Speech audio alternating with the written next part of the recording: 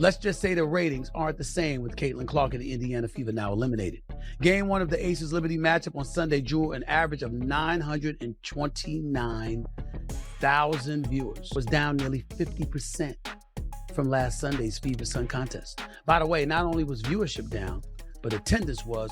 WNBA players are crying after Caitlin Clark's exit from the playoffs. They believe fans are against them due to not sticking around to watch their playoff games. The recent stats from the semifinals have been revealed, and it is not looking good for the WNBA since Caitlin's exit via BS fouls going against her. The WNBA hasn't been able to cope. WNBA have already halved in viewership since Caitlin Clark's elimination, and it's only going to get worse as the playoffs goes on. Want me to just say I told you so, or are you willing to say, Stephen A., you did tell us? Really? Caitlin Clark is the golden goose. I mean, what kind of sport does this? Lets their best player get treated terribly all season, don't permit the Fevers to have a game at home in the playoffs, then lets their sport die and decrease in viewers after every single game. NBA is the only sport where teams advance to a final and less people get interested after every game. Caitlin is now on her way to Europe, where she is supposedly taking a break, but could also be tempted by a big money move to the EuroLeague. Be a team overseas who would love to snatch Caitlin Clark away from us and give her a crazy offer. I mean, Ice Cube was about to give her $5 million to play in less than 10 games.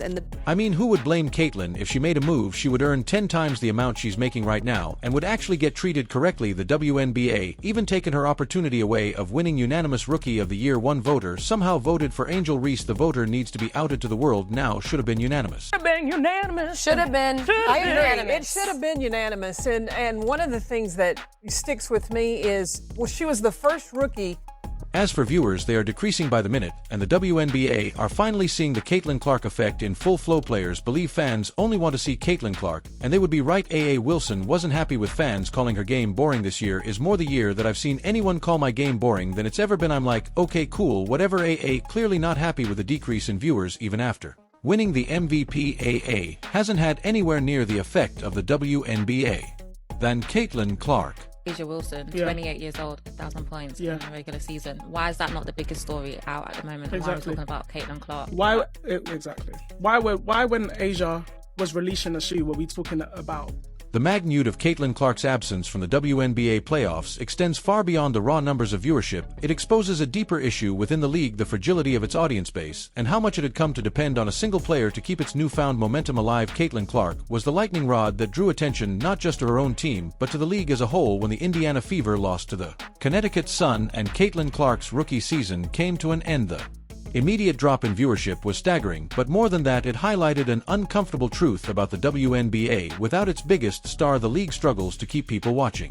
2023 season, the WNBA had grown by 40% viewership from 2022 to 2023. But with Caitlin Clark's arrival, it's grown by 400% viewership. What that means is if the WNBA were continue to grow at the rate it grew from 22 to 23, it would take until 2028 to do what Caitlin Clark did. Viewership dropped by more than half after Clark was knocked out of the playoffs, a clear indication that her presence was driving a large portion of the league's audience. This isn't something that can be ignored or dismissed as a fluke. The WNBA has relied heavily on Caitlin Clark's star power to bring in viewers, and without her, the league has been exposed for its inability to retain that audience. Ever since, Angel Reese had that injury, to me, and also coming off of Olympic break, Caitlin Clark separated herself. Yeah. She should have been unanimous. Now, to celebrate her, one thing that people forget is as a rookie, she was the most blitzed player in the WNBA, and she still put up 19, 5, and 8. This sharp decline in viewership is a wake-up call for the WNBA. For years, the league has struggled with low ratings and attendance, but Caitlin Clark's breakout season seemed to offer a glimmer of hope. Her games consistently drew in record numbers, and for a brief moment, it felt like the WNBA had finally turned a corner. But with Clark out of the picture, it's clear that the league's newfound popularity was not as solid as it seemed. Without Caitlin Clark in the playoffs, the WNBA has had a hard time keeping the excitement levels high. Fans who had been tuning in to watch Clark's every move found little reason to stick around. When she was gone, the remaining teams may still be competitive, but they lack the kind of star power and charisma that Clark brought to the court. This has led to a noticeable drop in the overall buzz surrounding the playoffs. Jordan effect on the NBA and the game of basketball. I would argue at one point early on there was a Steph Curry effect on the NBA and on basketball also. You bet your ass there is a Caitlin Clark effect on all of basketball, and especially on women's basketball. One of the most troubling aspects of Caitlin Clark's exit from the playoffs is the way it happened throughout the season. Clark was repeatedly fouled and subjected to physical play that went largely unpunished. The WNBA, for all its praise of Clark's talents, failed to protect her in the way that a player of her caliber deserves. This wasn't just a matter of a few missed calls, it was a consistent pattern of rough play that took its toll on Clark's body and ultimately led to her team's defeat. We don't want fans that are going to degrade us and call us names. I mean, we already see what's happening in the world. Something needs to be done, whether it's, them checking their fans or this league. The series against the Connecticut Sun was a prime example of this. Clark was fouled hard multiple times during the series, yet the referees seemed reluctant to blow the whistle. It was as if the league didn't fully grasp how important it was to protect its star player. Fans watching at home couldn't help but feel frustrated as Clark was knocked around the court with little intervention from the officials. This failure to protect Clark isn't just a one-off mistake, it's part of a larger issue within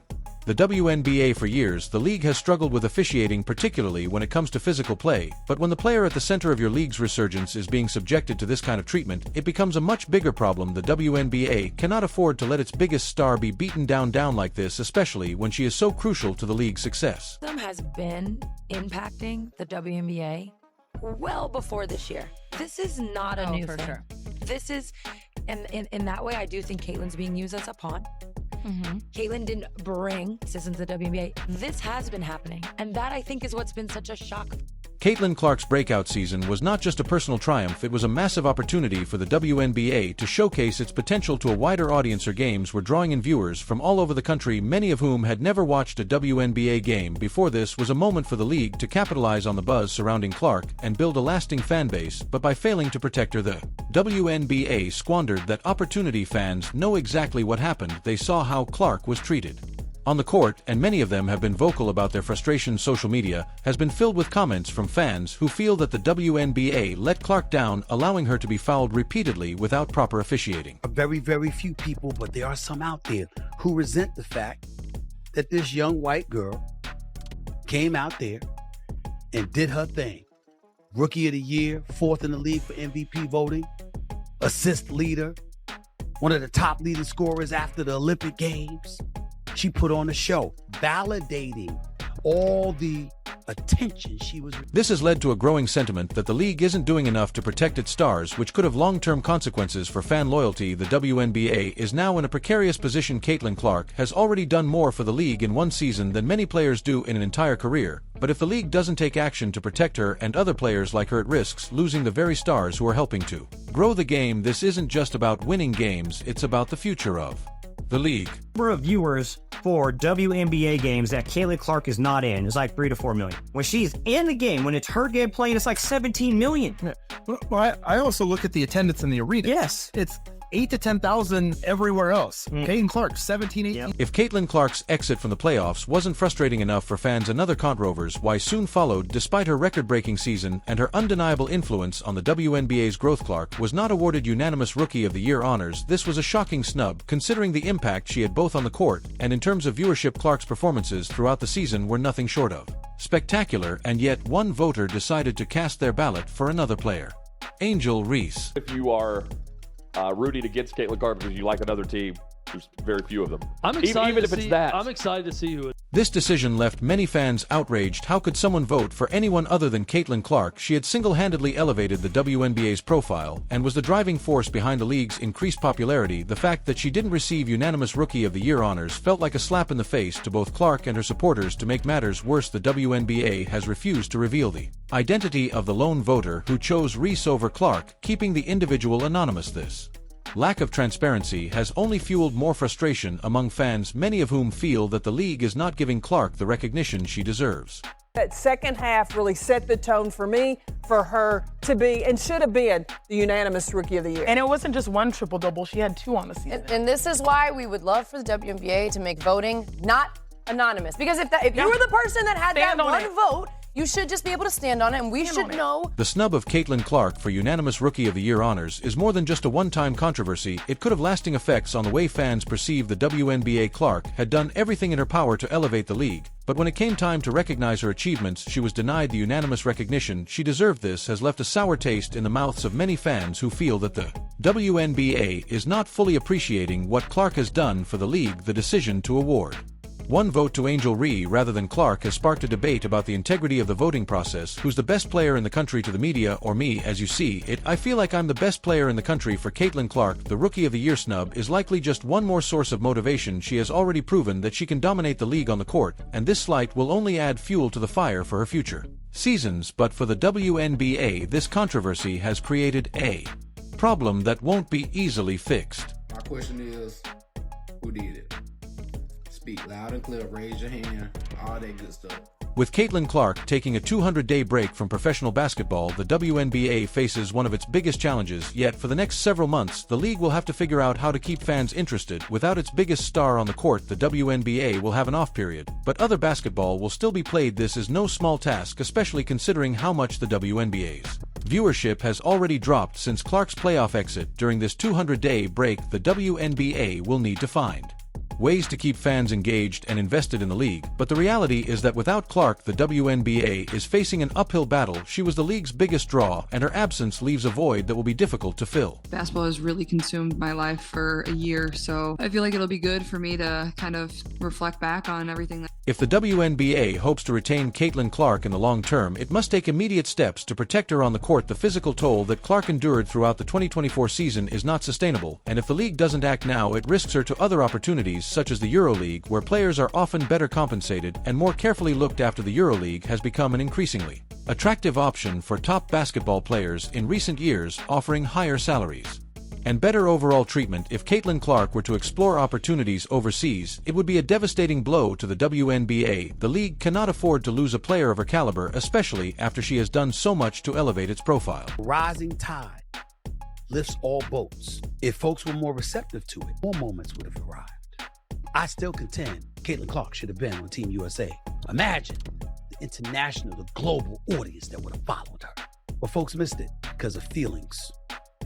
To prevent this from happening, the WNBA must prioritize Clark's safety and well-being. This means ensuring that referees are calling fouls when they happen, protecting her from overly aggressive defenses, and making sure that she is not subjected to the same kind of rough play that led to her playoff exit. Caitlin Clark's impact on the WNBA cannot be overstated. She has brought in new fans, increased viewership, and given the league a level of attention it hasn't seen in years, but her absence has also exposed the WNBA's vulnerabilities, particularly its reliance on a single player to keep fans engaged. Somebody thinks Angel Reese was the Rookie of the Year? Fine. Maybe it's a writer who covered her team in Chicago. Okay. It's not the end of the world. Like, I don't know if Caitlin Clark's going to go, can you believe I didn't go unanimous? Now, I thought we would have unanimous MVP and unanimous rookie. The next few months will be critical for the WNBA as it navigates the post-Clark era. The league must act quickly to address the issues that have been exposed by her absence, or it risks losing the momentum it has worked so hard to build. Moving forward, the WNBA must prioritize protecting its stars, building a broader base of talent, and ensuring that its audience remains engaged even when its biggest star is not on the court. Caitlin Clark is more than just a player. She is the future of the WNBA. If the league wants to continue growing and attracting new fans, it must recognize the value that Clark brings and do everything in its power to keep her in the fold. If they continue to ignore the bias against Caitlin, the WNBA risks losing the star who made it relevant, and with her the fans who came along for the ride. If you enjoyed, leave a like and subscribe. More videos are on screen now.